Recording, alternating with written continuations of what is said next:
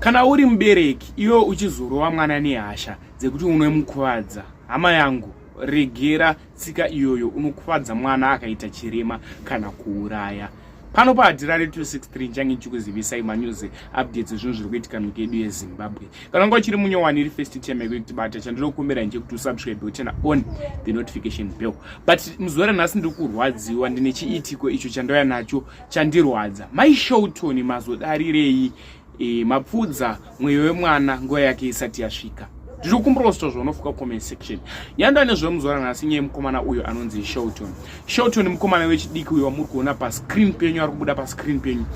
Shelton ari kunzi iye akatora 3 runs ende akabvuma kuti ndakaitora 3 runs iyi.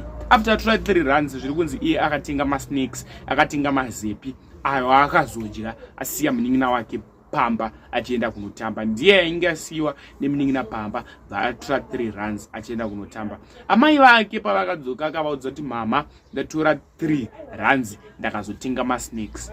Mai ava vana kunzwisisa, vari kunzi iwo vakatora mwana vakamusunga makumbo vakamurembedza vachimurova kusvika akuvara.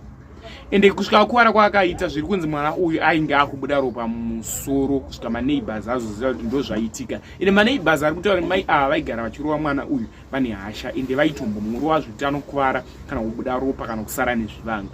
Zviri kunzi mwana mukomana uyu akatorwa achiendeswa kuchipatara. Bari paakaendeswa kuchipatara mukomana uyu ndo akafa achiri munzira kuenda kuchipatara. Mai Shelton vakabva vabatwa nemapurisa vakasungwa. Mwana uyu akaendeswa kunoitwa postmortem.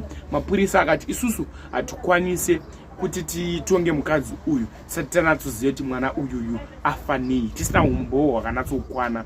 Zvisinei umbowo hwakabuda, zviri kunzi mwana uyu anga atsemuka mumusoro. Mai Shelton vakabatwa nemapurisa kutaura kunoko vari muchitokisi, havasati vapiwa makore ekunzi vari kugara mujeri zvemakore akadii. Baba Shelton chiitiko chaitika vakabva vafonerwa, vanga vatori kubasa. Ava vanga vachigara kuSouth Africa asi vari zvizvarwa zvemuZimbabwe vakaenda nevana vavo kuSouth Africa. Vakabva vafonerwa zvikanzi dzokai kumba. Ivo vari kuti ndavaende mai Shelton ndavatosungwa nekuti ndakatombosvika futi vakasungirira Shelton vachimurova. Zvakandirwadza apo pandakazovatsiura ndakafunga kuti zvapera, asi apa vandiurayira mwana achiri mudiki. Ndinokumbira kuti zvinofunga comment section pamusoro penyaya iyi.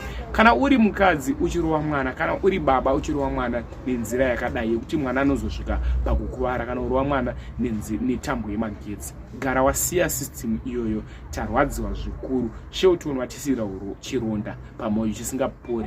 Vehukama chema ine tariro.